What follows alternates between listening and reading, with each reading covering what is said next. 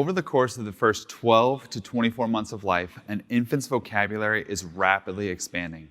They're learning how to combine sounds to form words and use those words to impact the world around them. It is mesmerizing to watch a child process out and realize that what they are saying is actually impacting and influencing the people around them. As they get older, they develop a more complicated syntax, their sentences become more complex, and they master the art of questioning. This is my son Oliver. He's 6 years old, and he is still in that phase of wonder where he wants to question everything. Why do I have to wear shoes? How do people get out of the graveyard to see their family? Last week, he wanted to know, if you lose your eye, will you die?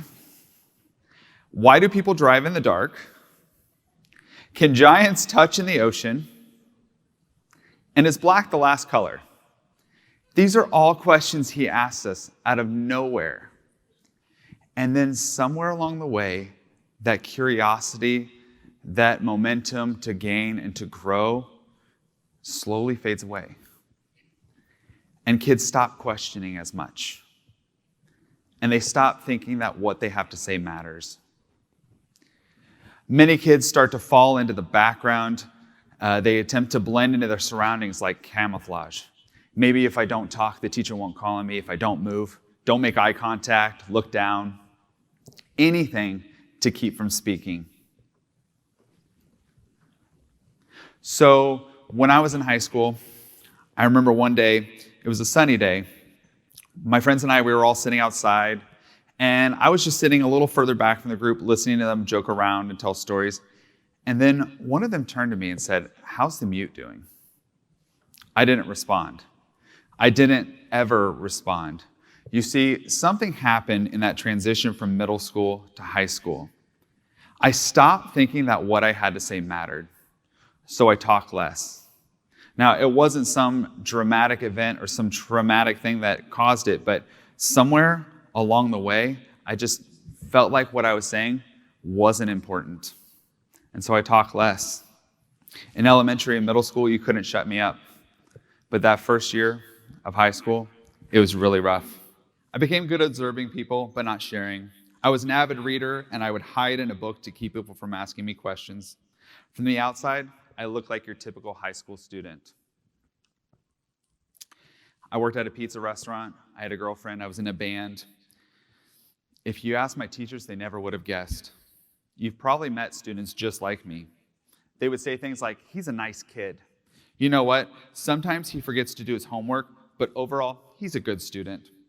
He's a good group member because he never distracts others." Or, "I'm hoping he'll be a good influence on those around him." And I hated it. I hated my classmates for not talking to me and teachers for not seeing me struggling. But mostly, I just hated myself for not knowing what to say.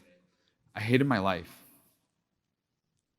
It got so bad that I started to think maybe if I wasn't around anymore, people would listen.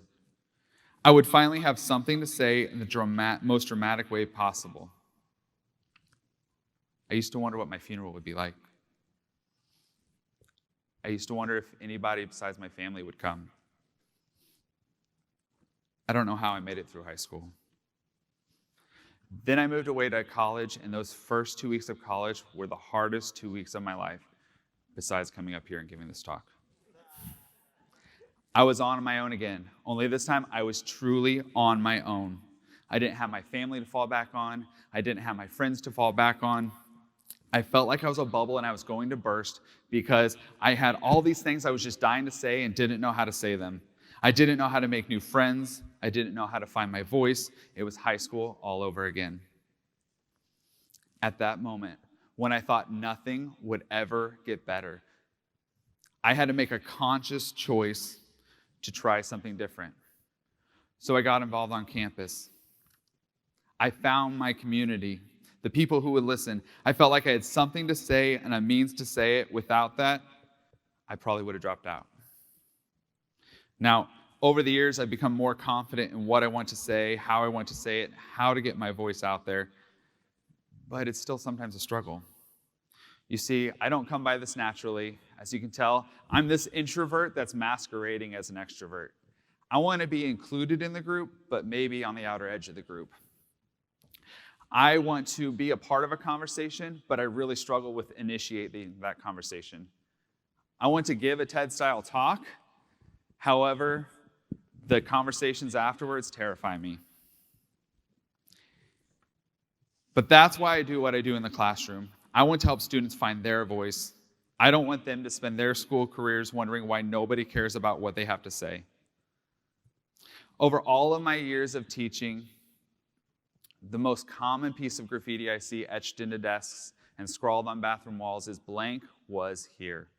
Sam was here. Christopher was here. Desra was here.